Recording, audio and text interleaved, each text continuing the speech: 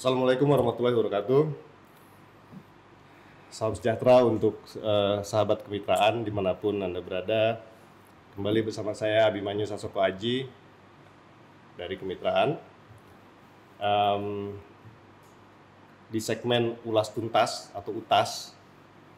Dan kali ini kita ada di Kota Samarinda. Kota Samarinda di Kalimantan Timur. Dan saya kali ini berbincang-bincang dengan sosok penting ya, dan istimewa tentunya di Kota Samarinda. Siapa lagi kalau bukan Bapak Dr. Andi Harun, Wali Kota Samarinda yang sudah menjabat sejak tahun 2021 ya Pak ya? Ya. Ya kan? Ya, Kan benar nih.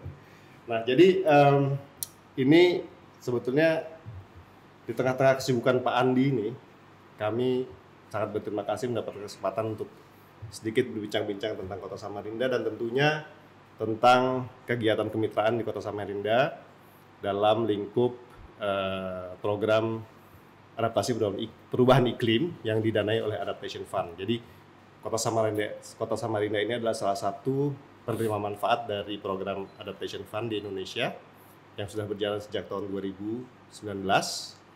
Dan program ini merupakan salah satu yang tercepat prosesnya dari seluruh program yang ada di Indonesia. Oke, untuk itu saya akan langsung menyapa Pak Andi Harun. Ya. Apa kabar Pak? Alhamdulillah, kabar baik. Kelihatannya hari ini padat sekali ya. Hari-hari begitu.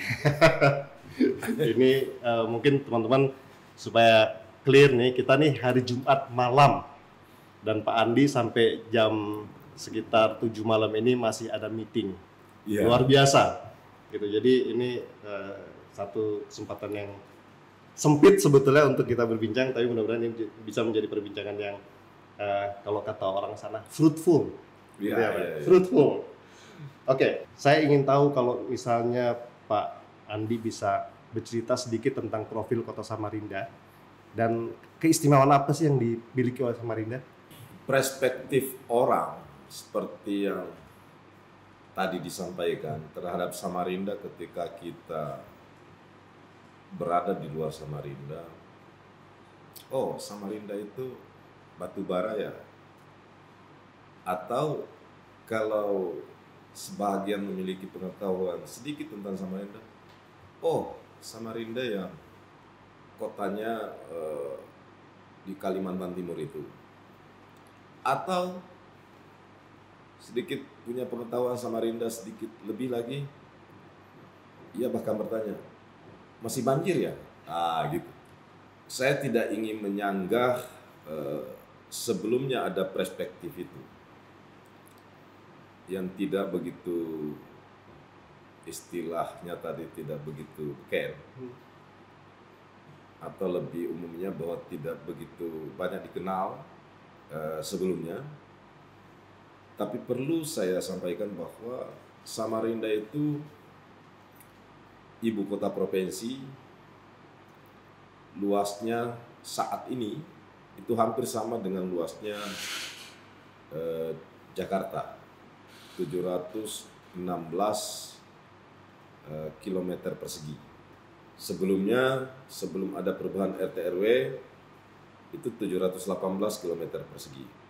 Kota ini terdiri dari 10 kecamatan, 59 kelurahan. Tapi yang unik dari kota ini, kita bisa katakan kota ini merupakan riverside city. Jadi Samarinda ini dibelah oleh Sungai Mahakam, salah satu sungai besar yang ada di Indonesia. Terpenting ya, salah satu yang terpenting juga di Indonesia kan? Ya, terpenting di Indonesia. Selain Barito, Kapuas, Musi, dan perlu dicatat Sungai Mahakam ini berfungsi sangat strategis tidak hanya bagi warga Kalimantan Timur, Samarinda, tapi juga Indonesia. Kok bisa Indonesia? Saya perlu sampaikan fakta atau data. Pelabuhan atau pengapalan bagi pelabuhan atau wilayah kerja KSOP, pendapatan tertinggi kedua setelah Tanjung Priok, jangan salah, ada di sini, KSOP Samarinda. Terbesar kedua setelah Tanjung Priok. Luar biasa, luar biasa. Ya, kontribusi terhadap penerimaan negara bukan pajak dan penghasilan negara lainnya, terutama dari kegiatan transportasi sumber daya mineral batubara, mengakibatkan pelabuhan wilayah KSOP Samarinda merupakan pendapatan tertinggi kedua setelah Tanjung Priok. Saya kira saya tidak perlu lagi mengulas mengapa, atau tidak perlu lagi mengulas lebih lanjut mengapa Sungai Mahakam itu begitu penting tidak hanya bagi Kalimantan Timur, Samarinda, tapi juga bagi Indonesia. Demikian juga kontribusi PDRB kita bagi nasional. Tidak terlepas dari kegiatan transportasi, transaksi perdagangan dan ekonomi, termasuk pelayanan antar negara. Itu ada di sektor Sungai Mahakam. Begitu pentingnya dan memiliki posisi strategis di bidang pembangunan dan perekonomian daerah, regional, dan nasional. Nah, itu yang dapat saya sampaikan sebagai pembukaan tentang Samarinda. Dan Samarinda ini merupakan wilayah yang sebelumnya dari Kerajaan Kutai Ing Martadipura. Sehingga budaya Melayunya sangat kental, masyarakatnya juga sangat friendly, sebagaimana kultur orang Melayu, ya. Sehingga siapapun yang datang ke Samarinda pasti selalu disambut dengan hangat, dan ya minimal disambut dengan nasi kuning. Ya. Itu salah satu keunikannya Ya, juga dari kota Samarinda, ya. nasi kuning ya Pak ya. Bahkan mungkin sedikit agak metafor ya kalau saya katakan, ayolah datang nikmati nasi kuning Samarinda, ya kan? Sarapannya nasi kuning gitu kan. Sarapannya nasi kuning, soto Banjar, Betul. semua enak-enak di sini. Dan saya lihat juga banyak komunitas Sulawesi ada di sini, karena ada coto Makassar juga banyak di kota Samarinda. Hampir semua makanan Nusantara ada di sini. Soto Makassar ada, rawon ada, ya. nasi Padang ada. Berarti majemuk sekali komunitasnya di kota Samarinda ya. Makanan Jepang ada, sabu-sabu ada, semuanya ada. Ya. Jadi ini dari sisi kuliner kota yang sudah mendunia sebenarnya. Kita bisa menikmati Indonesian food, Western, dan semuanya. Jadi Samarinda punya potensi untuk menjadi small world Ya. untuk Indonesia gitu ya. Ya. Sebetulnya. Dan ini mungkin informasi yang baik juga buat sahabat-sahabat mitra yang mungkin belum pernah ke Samarinda. Jadi suatu saat mungkin perlu dikunjungi, melihat megahnya Sungai Mahakam, melihat Islamic Center yang juga begitu megah gitu ya, dan melihat salah satu kota terpenting di Indonesia yang mempunyai atau bersandingan dengan urat nadi transportasi sumber daya alam yang sangat kaya gitu. Dan itu juga ada faktor historisnya. Ini kita semua masuk dalam kawasan Borneo kan.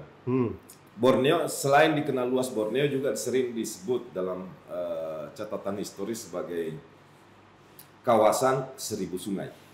Jadi kalau di wilayah Kalimantan secara keseluruhan itu banyak sungai, sekarang sungai-sungai itu memiliki arti yang sangat penting. Kalau di sini Sungai Mahakam, sana ada Kapuas, ada Barito, ada Binuan di Kalimantan Selatan. Itu karena memang dari dulu secara historis sampai ke Brunei kan, Malaysia, ini adalah kawasan Borneo. Dan selain nama Borneo itu juga dikenal sebagai kawasan 1000 sungai. Satu hamparan. Ya, jadi dari dulu secara historis sungai itu menjadi urat nadi perekonomian, budaya, sosial bagi masyarakat Kalimantan. Ya, kita perlu ingat juga kalau seluruh peradaban dunia hampir semua bermulai dari pinggir sungai ya Pak ya. Ya. Nah, kembali tadi yang Pak Andi singgung bahwa luas kota Samarinda ini hampir seluas Jakarta, atau mungkin sepadan dengan luasan Jakarta. Ya. Menarik karena ibu kota ini kan mau pindah nih Pak, sebentar lagi ke IKN. tetangga nih kan. Ya. Nah tentunya Samarinda juga perlu menyesuaikan dengan kondisi itu, karena nanti tentu akan menjadi pusat transit atau pusat mungkin menjadi salah satu pusat hiburan untuk warga IKN yang akan sedikit berekreasi atau rileks dari kerjaan yang begitu padat mungkin, itu kira-kira apa persiapan yang dilakukan oleh Kota Samarinda untuk menyambut itu, Pak? Sebelum saya bicara itu, saya ingin menyampaikan bahwa ini juga menjadi aspirasi yang tidak pernah berhenti saya sampaikan, baik ke pihak otorita, ke Bappenas, maupun ke pemangku kepentingan utama dalam proses pembangunan Nusantara melalui pembangunan IKN. Apa yang kami maksud tidak pernah berhenti kami sampaikan, katakanlah sebagai reminder untuk kita tidak mengulangi lagi sejarah pembangunan Ibu Kota Jakarta. Apa itu? Kita ingin membangun semangat tumbuh bersama. IKN dibangun dan diproyeksi akan menjadi ibu kota berkelas dunia. Nah, sementara daerah-daerah interlainnya, daerah-daerah penyangganya, Balikpapan, Samarinda, dan sekitarnya, itu kemudian belakangan baru dibangun. Sehingga kita mengusulkan sebagai proposal agar Samarinda, Balikpapan, dan daerah penyangga lainnya itu dibangun dengan semangat tumbuh bersama. Fasilitas infrastruktur, kemudian fasilitas publik lainnya. Karena jarak Samarinda ke IKN ini cuma 40 menit. 40 menit.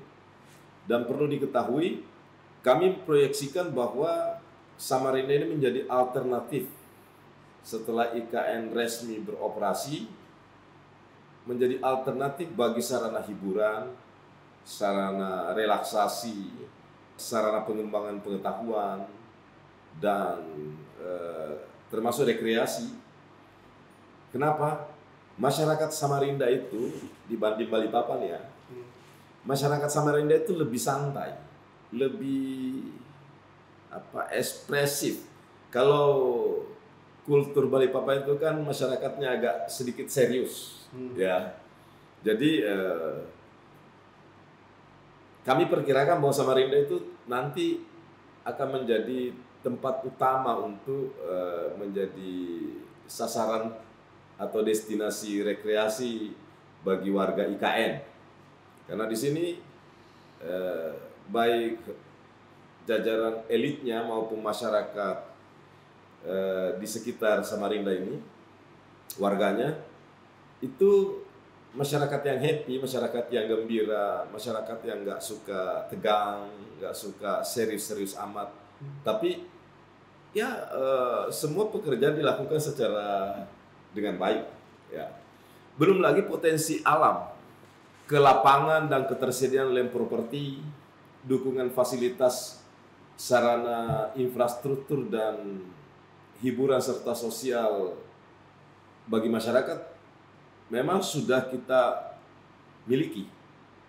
Nah, dengan hadirnya IKN, apalagi setelah ditetapkan satu konsep pembangunan berkelanjutan IKN yang ada di Bappenas yang diberi title Three Cities Connecting, IKN, Balikpapan, dan Samarinda. Ya, mudah-mudahan konsep yang sangat fantastis ini diimplementasi segera pembangunannya sehingga nanti tidak hanya IKN yang ada di Penajam Pasir Utara, tapi juga Balikpapan dan Samarinda akan menjadi 3 kota yang menjadi berita dunia gitu. Ya, gitu. Ini menarik nih karena barusan Pak Adi kan menyinggung kota yang berkonsep keberlanjutan ya. Ya. Kalau kita bicara keberlanjutan di tengah hiruk pikuk, ada pembangunan IKN di sebelah sana, ada upaya untuk juga menyelaraskan pembangunan di 2 kota terutama Samarinda dan Balikpapan. Ya. Kita juga diterpa dengan isu perubahan iklim. Dampak perubahan iklimnya sudah terasa, dan ketika kita bicara sumber daya alam batubara ini menjadi sorotan publik nih.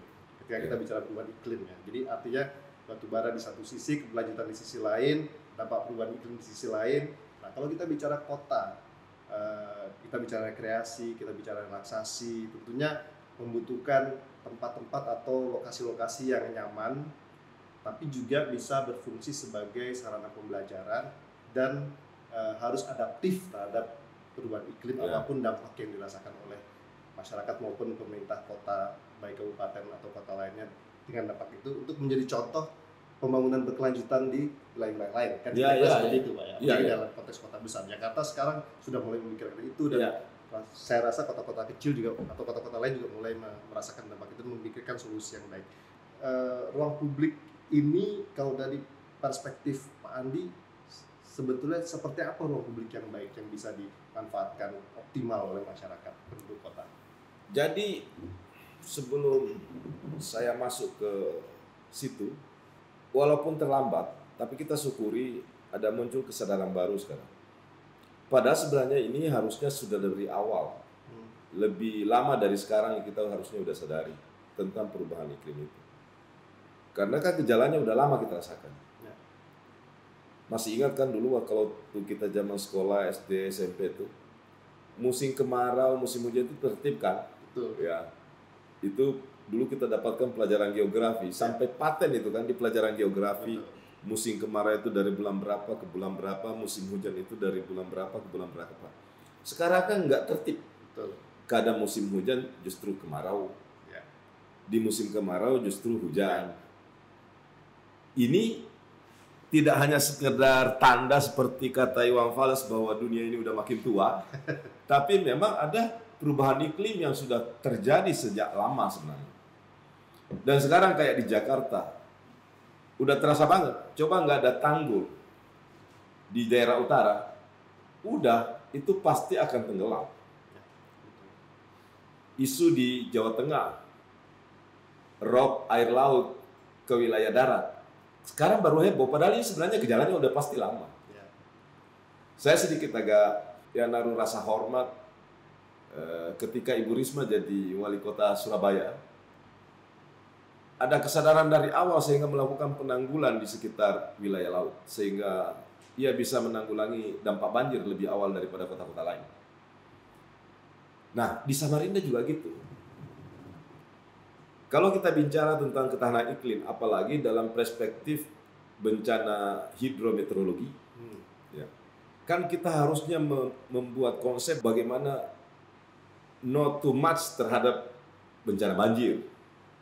Tapi sebaliknya juga desain not too little terhadap bencana kekeringan.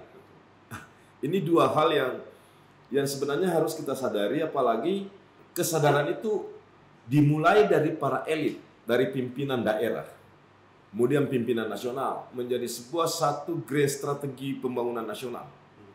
Dan ini yang masih pekerjaan kita, Pak. Nah, terkait dengan materi atau pertanyaan tadi, ruang terbuka publik itu sangat penting.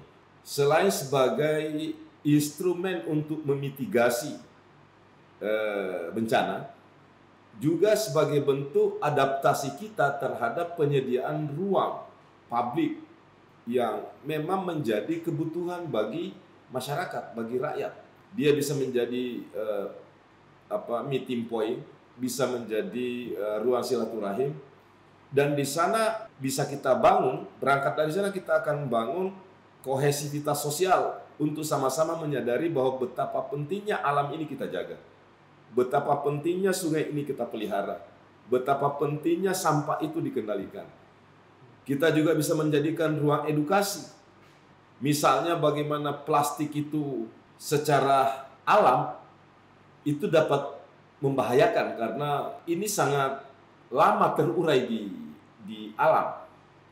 Tetapi pada perspektif yang lebih lanjut, kita bisa mengubah cara pandang itu, tidak hanya memandang plastik, sampah sebagai sebuah beban, tapi kita bisa mengubah sebagai sumber energi baru misalnya. Di sisi lain kita juga bisa mengedukasi bahwa plastik, sampah lain misalnya, bisa kita jadikan sebagai sumber pendapatan ekonomi masyarakat. Ya, saya beberapa waktu lalu ke Thailand. Saya sangat salut, ada sekelompok masyarakat kawasan itu membuat sederhana aja alatnya. Mungkin kalau saya lihat alatnya itu mungkin nggak sampai 300.000 ya. Membuat sapu dari plastik dan itu bisa bertahan sapunya. Itu sampai tahunan. Dan hasilnya sangat bagus, dipakai menyapu jalan, dipakai menyapu lingkungan, bahkan di rumah tangga bisa. Ini saya minta DLH-nya untuk coba bikin tryout mudah-mudahan kita bisa pakai juga. Karena kita berapa anggaran yang kita habis di DLH hanya untuk sekedar beli sapu, ya kan? Ya. Iya, betul. Belum lagi bisa diproduksi dalam bentuk produk-produk turunan lain. Tapi ini memang butuh waktu. Kenapa butuh waktu? Karena sebenarnya yang paling membutuhkan waktu dari sektor ini bukan soal mesinnya, bukan soal ininya. Yang paling membutuhkan waktu adalah kesadaran bersama. Ya. Pemerintah mau, tapi kalau di sektor swasta dan masyarakat belum termasif gerakan ini, akhirnya kita butuh waktu, edukasi dulu, kita sosialisasi. Kita yakin praktek gotong royong yang kita laksanakan di Samarinda, sosialisasi betapa bagaimana sampah harus dikelola dengan bijak dan baik, sudah mulai terjadi peningkatan kesadaran yang signifikan di tengah-tengah masyarakat Kota Samarinda. Dapat dibuktikan Samarinda kelihatan tampak makin bersih, walaupun belum ideal betul, tapi kita terus berusaha. Begitu pula kita memelihara sungai, kita membuat RT RW, bagaimana kita di Samarinda sektor tambang itu hanya sampai tahun 2026. Sudah saatnya alam di Samarinda ini udah jenuh, sehingga ya udah istirahat dulu, kita recovery, kita pelihara, kita tanam, kita mitigasi juga kebencanaannya di sisi yang bersamaan. Kemudian desain pembangunan fisik, kita juga adaptasi terhadap ketahanan iklim. Para daerah-daerah yang kita sudah jadikan sebagai daerah resapan air, ruang terbuka hijau, kita tambah dan kita bangun komitmen bersama dengan dunia usaha dan swasta bahwa di setiap space area mereka minimal 20% harus ada ruang terbuka hijau. Begitu pula di sektor properti, semua kita wajibkan menyediakan fasilitas umum untuk menjadi instrumen cadangan, instrumen bahkan jadi instrumen utama untuk semakin memperkokoh terhadap upaya kita untuk adaptasi pada ketahanan iklim. Ya. Masalah klasik yang terjadi di Indonesia itu kan sebetulnya ketika ruang hijau itu dibangun hanya untuk memenuhi syarat aturan yang ada. Ya. Misalnya, oh ini kita butuh 30% RTH gitu ya. Ya. Dibangun tapi tanpa melihat dan menyesuaikan dengan sebetulnya kebutuhan masyarakat terhadap ruang hijau itu apa gitu kan. Jadi ada tapi akhirnya tidak termanfaatkan dengan baik. Gitu. Ya. Nah, bagaimana strategi Pak Andi ke depan nih kira-kira untuk memastikan bahwa ruang-ruang publik terbuka hijau ini juga mampu menampung kebutuhan masyarakat dan mampu menjadi satu contoh dalam konteks adaptasi perubahan iklim misalnya. Saya sepakat itu. Mungkin waktu didesain regulasi ini tidak terpikirkan dampaknya secara teknis, terutama ya. Saya ambil contoh. Semua perumahan, fasilitas bangunan swasta di sektor jasa perdagangan wajib ia memenuhi kebutuhan lahan dari total lahan yang digunakan minimum 20% untuk kegiatan ruang terbuka hijau. Dan sesuai dengan aturan Permendagri dan Permen PUPR, fasilitas umum termasuk tadi ruang terbuka hijau itu harus diserahkan pemerintah maksimum 1 tahun setelah kegiatan mereka beroperasi. Sampai bisa bayangkan kalau ada 100, 200 pengembang, 50 pergudangan, kemudian sektor jasa perdagangan lain menyerahkan ke pemerintah. Pemerintah kuat nggak untuk mengelola itu? Pemerintah daerah maksudnya. Pertama dari sisi anggaran. Ketika mereka serahkan, pertanyaan pertama, apa kita mampu memaintenance? Apakah kita mampu untuk memastikan bahwa ruang terbuka hijau yang telah mereka serahkan itu dapat dimanfaatkan dengan baik oleh seluruh masyarakat, terutama di kawasan tersebut, untuk mendukung ruang terbuka hijau kota kan? Ini nggak terpikirkan. Iyalah kalau misalnya daerah itu APBD-nya cukup tinggi, ya kan? Belum kita bicara tentang kepentingan pembangunan yang lain yang harus kita biayai. Nah, untuk menjawab pertanyaan itu, strategi yang kita butuhkan adalah strategi pelibatan kerjasama dengan dunia usaha, kerjasama dengan NGO, kerjasama dengan organisasi kemasyarakatan, bahkan kita kerjasama dengan lembaga-lembaga kemasyarakatan desa misalnya seperti RT, RW, sehingga betul itu diserahkan ke pemerintah secara administratif, tapi pengelolaannya kita bisa libatkan masyarakat. Untuk ini semua bisa tercover dan bisa berdampak manfaat secepatnya kepada masyarakat. Karena dilematis juga kalau kita nggak menegakkan aturan penyerahan RTH itu. Karena lama-lama bisa mereka komersilkan lagi. Itu karena kita pemerintah tidak memeliharanya dengan baik. Kita oke dalam penegakan aturan, penegakan hukum. Kalian harus serahkan 20%. Ketika semua menyerahkan, lalu kemudian pemerintah gagap di dalam melakukan pemeliharaan. Itu juga faktor yang harus kita hitung. Karena pertanyaannya strategi apa? Strategi yang kami tawarkan agar regulasinya dimungkinkan. Kita kerjasamakan dengan pihak-pihak stakeholder, misalnya dengan NGO, dengan organisasi kemasyarakatan, lembaga kemasyarakatan seperti RT, RW, atau bahkan komunitas ya, yang selama ini konsen bisa kita ajak kerjasama dalam hal mendukung adaptasi ketahanan iklim. Kalau misalnya merujuk ke kegiatan yang sedang berjalan ini ya Pak ya, dengan adanya dukungan dari Adaptation Fund, dari teman-teman Cecur, dan dengan model pengembangan ruang publik yang sekarang diupayakan kawan-kawan ini, menurut Pak Andi bagaimana proses yang sudah terjadi? Apakah mampu dijadikan satu model atau satu contoh ke depan, atau mungkin ada, karena kan nggak semua ini kan satu kegiatan yang pertama kali dilakukan bersama kawan-kawan tentunya belum sempurna, tentunya masih jauh dari sempurna, tapi ada proses-proses yang mungkin belum pernah dilakukan sebelumnya. Menurut Pak Andi gimana? Kalau kita mau bijaksana, wise terhadap itu, kita jangan dulu melihat hasilnya. Saya selalu ingin kita benar nggak dalam prosesnya. Biasanya secara hukum Sunnatullah itu kalau prosesnya bagus, insya Allah hasilnya bagus, walaupun mungkin tidak sempurna.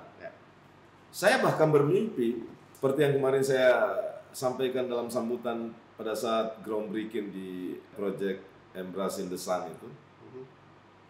Wah, kalau kegiatan pemerintah bisa prosesnya kayak begini, rasanya nggak ada kegiatan pembangunan pemerintah itu yang tidak bermanfaat besar kepada masyarakat, karena prosesnya melibatkan masyarakat.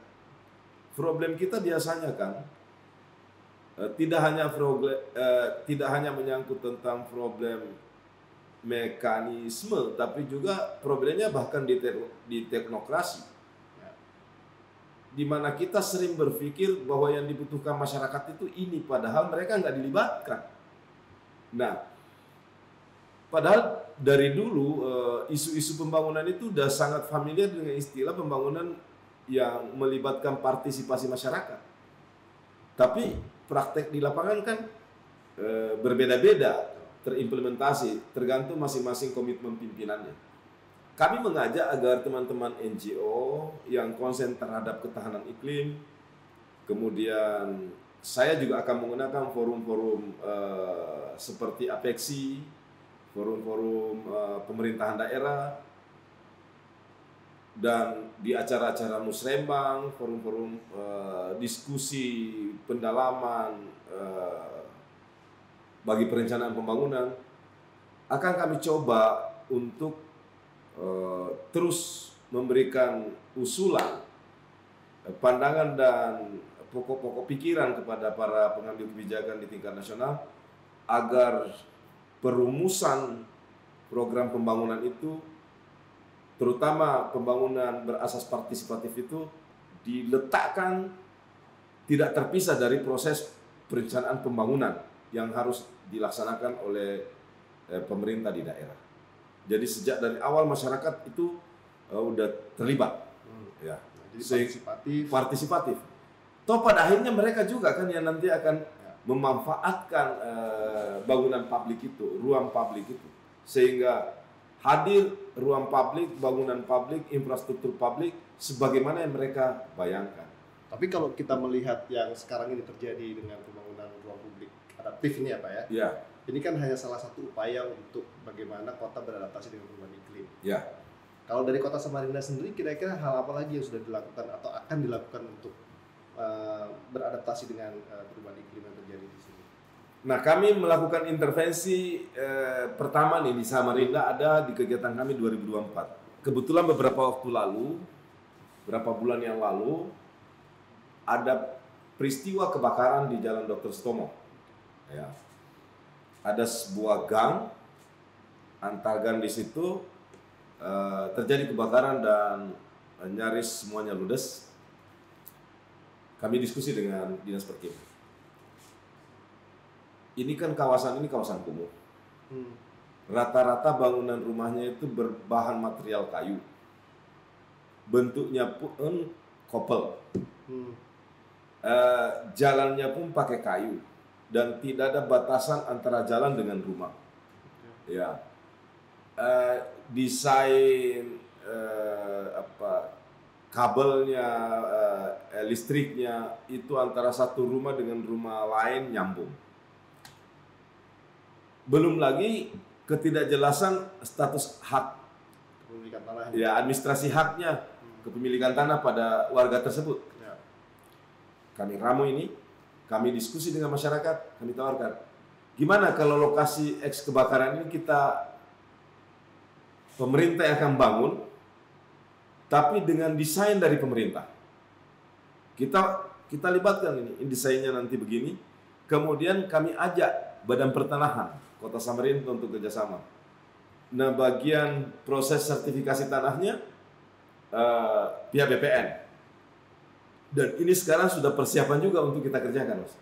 Saya alokasikan anggaran kalau saya tidak salah ingat ya 14 miliar.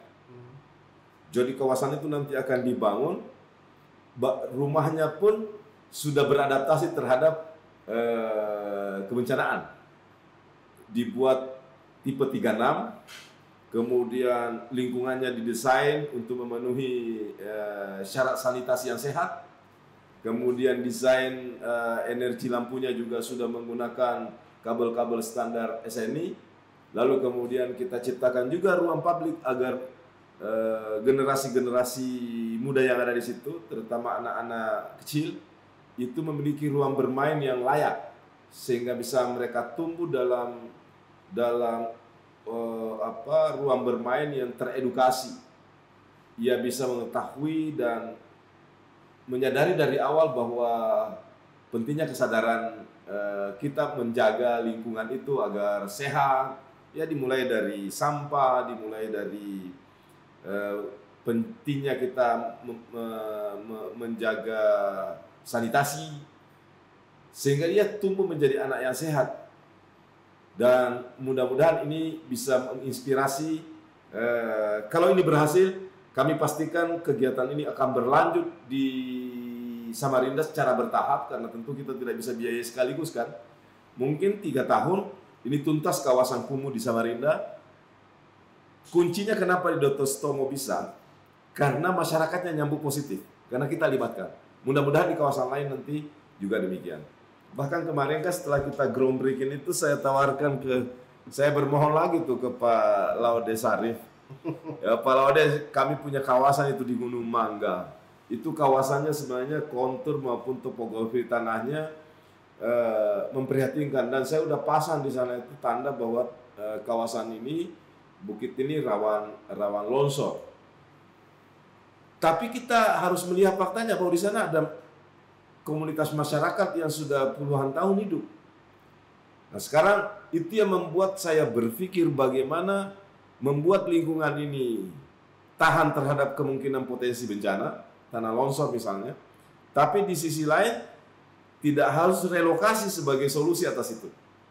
Mereka tetap bisa hidup di situ secara sehat, termasuk melakukan program bedah rumah, penyesuaian terhadap model dan bahan material bangunan yang kira-kira beradaptasi terhadap kondisi lingkungan yang tadi kita sampaikan, berada di bukit yang kondisi tanahnya itu rawan longsor.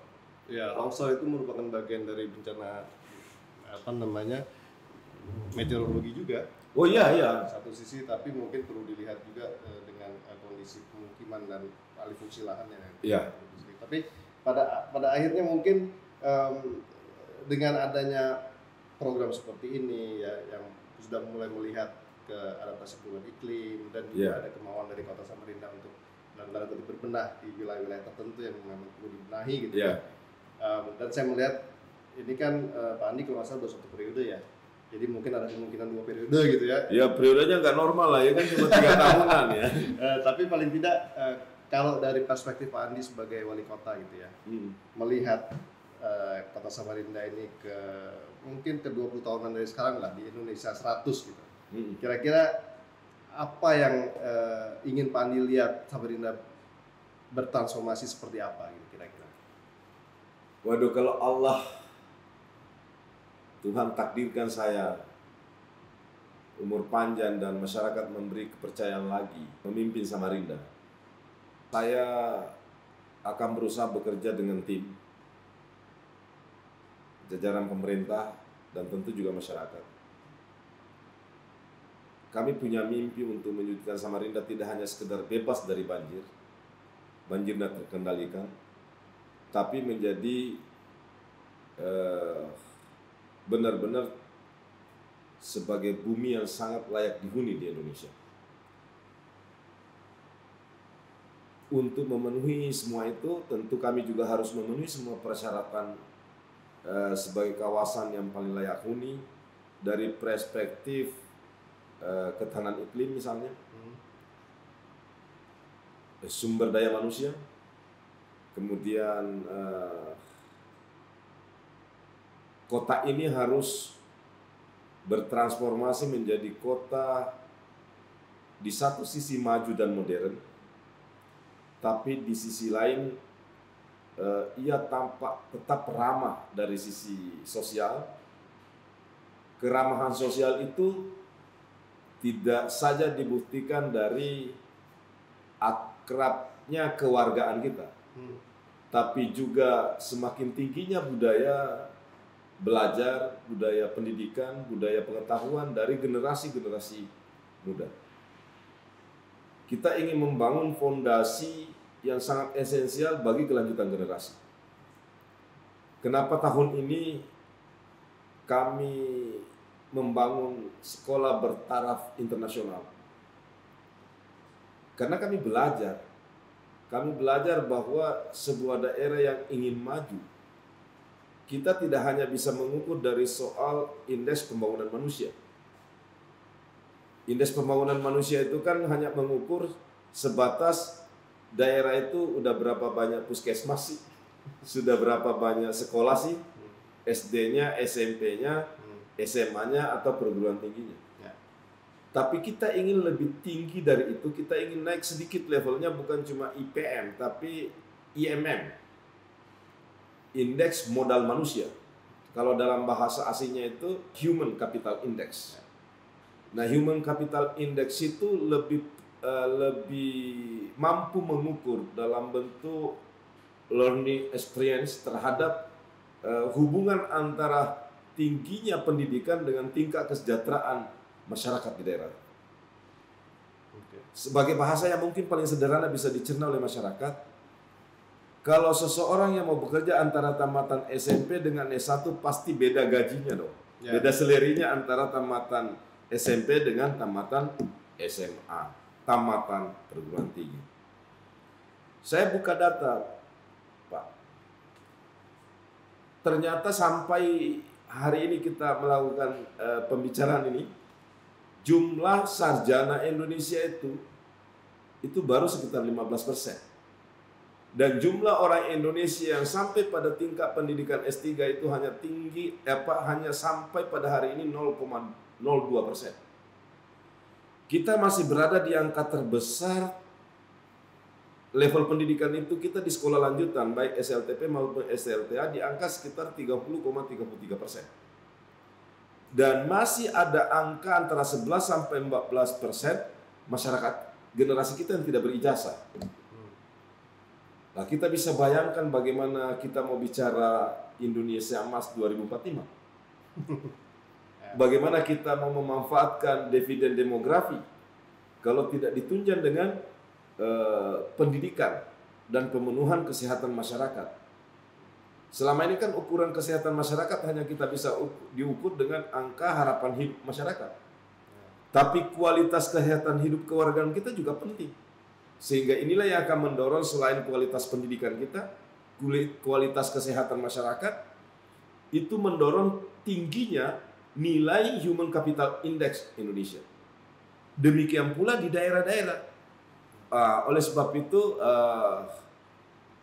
tadi daerah ini akan kita buat menjadi daerah yang beradaptasi terhadap perubahan iklim global, dan itu sampai di kita pengaruhnya. Contoh, kalau sungai kita nggak pelihara, masyarakat nggak terlibat dalam pemeliharaan sungai, komunitas tidak terlibat dalam pemeliharaan sungai, pemerintah tidak peduli, melihara tapi ala kadarnya, sekali-kali hanya turun, habis itu balik, tidak ada program yang secara konsisten, maka pasti sungai kita akan terbengkalai, padahal sungai itu merupakan kawasan yang benar-benar menentukan, atau salah satu dari kawasan yang sangat menentukan kita itu berketahanan iklim atau tidak. Banjir itu kan sederhananya begini, Pak. Jika curah hujan turun dari langit, ketika air hujan turun ini tidak bisa kita pastikan sampai ke sungai, pasti terjadi genangan, dan genangan itu disebut banjir. Secara logika terbalik, untuk tidak banjir, kita harus pastikan bahwa air hujan yang turun dari langit itu, kita harus pastikan itu mengalir sampai ke sungai. Mari kita cari penyebabnya. Kalau terjadi genangan, air itu tidak sampai ke sungai. Semua kitab suci agama-agama itu memberikan pelajaran kita. Ketika Tuhan menciptakan gunung, Tuhan menciptakan hujan, pasti diciptakan sungai. Gunanya apa? Agar memastikan air hujan itu mengalir sampai ke sungai. Nah, kalau sungainya nggak kelurus, penuh sampah, sedimentasi, tempat buang kotoran, tempat buang segala macam limbah, apalagi di Samarinda nggak boleh, Pak. Kenapa nggak boleh? Dari secara historis, dari dulu, Sungai Karamumus, Sungai Mahakam merupakan urat nadi perekonomian, sumber kehidupan bagi masyarakat kota Samarinda. Di sana dulu kita ambil airnya minum, pakai memasak, pakai mencuci, segala-galanya, pakai mandi.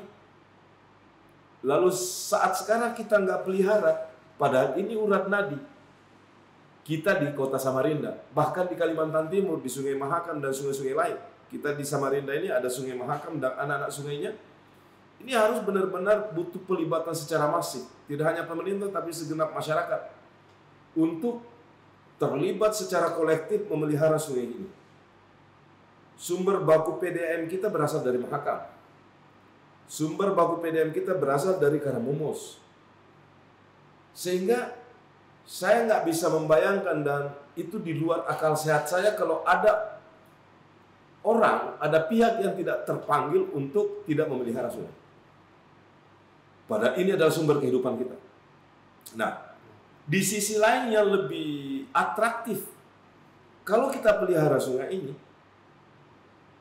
selain menjadi sumber kehidupan ekonomi kita, juga merupakan alat mitigasi dari kebencanaan kita banjir. Nah, kita lihat, oh rupanya sedimentasinya tinggi, kita urusi, kita angkat sedimentasinya. Oh, sampahnya masih buang sampah di sungai, kita urusin. Kita bangun kesadaran kolektif untuk tidak lagi membuang sampah di sungai. Memang butuh waktu, butuh edukasi, dan kita nggak boleh bosan dengan itu. Kita nggak boleh menyerah. Tadi, Pak, ya. Oh, di sisi daratnya ada faktor drainase yang sempit. Nah, kita perlebar drainasenya. oh di sisi daratnya ada drainase yang sedimentasinya juga tinggi. Kita urusin sedimentasinya. Semua bottleneck yang menghambat lancarnya air dari darat ke sungai kita urusin. Itulah sebenarnya yang kami perhatikan dalam 2 tahun terakhir ini. Dan langkah-langkah sederhana seperti itu sudah cukup signifikan mengurangi banjir di Samarinda. Belum lagi kita sediakan misalnya embung, kita menyediakan kolam retensi, dan kemudian kita benahi daerah-daerah ruang terbuka hijau secara bertahap, begitu pula daerah-daerah resapan air. Karena kita nggak bisa salahkan kan suatu keadaan yang sekarang udah terjadi, misalnya tadinya itu kawasan resapan, tapi sekarang udah berdiri bangunan. Ya udah, kita yang kemudian sekarang mengadaptasi kawasan tersebut tidak kehilangan fungsinya sebagai daerah resapan hanya karena ada bangunan. Nah, itulah kita perlu melibatkan akademisi, perguruan tinggi, teman-teman NGO untuk kita mintai pikiran-pikirannya agar pemerintah dalam merumuskan kebijakan publiknya itu bisa tepat sasaran. Kalau tepat sasaran, Pak, rupiah yang kita keluarkan untuk membangun proyeknya akhirnya bermanfaat. Demikian juga sebaliknya. Kalau enggak berbasis pada masalah masyarakat, misalnya banjir, tata kota, sampah, dan kebutuhan masyarakat lainnya, maka rupiah APBD kita yang kita belanjakan itu tidak menyentuh kebermanfaatannya kepada masyarakat. Kita loss money, tapi juga ada social loss karena kemanfaatannya kepada masyarakat tidak terpenuhi. Nah, kalau di proyeknya nggak berhasil, manfaat sosialnya nggak dirasakan, pasti nilai infrastrukturnya juga tidak akan membawa dampak ekonomi bagi daerah. Kalau tidak membawa dampak ekonomi, maka pasti juga akan mempengaruhi sektor pendapatan daerah. Padahal pendapatan daerah itu penting untuk memastikan keberlanjutan semua komitmen pembangunan kita yang kita mau bangun bersama masyarakat. Kira-kira itu satu lingkaran yang harus terpenuhi semua ya. Circle yang tidak boleh putus, tidak boleh ada bolong ya, Pak ya. Oke, baik. Pak Andi, saya rasa tadi banyak pertanyaan yang sudah terjawab ya, dan kita juga melihat upaya-upaya yang dilakukan oleh pemerintah Kota Samarinda untuk memperbaiki kondisi. Saya tadi juga melihat genangan waktu saya sampaikan, karena hujan cukup lama hari ini kan, dari pagi sampai sore juga tidak ada genangan, tapi tidak terlalu signifikan gitu, masih bisa dilalui. Tapi paling tidak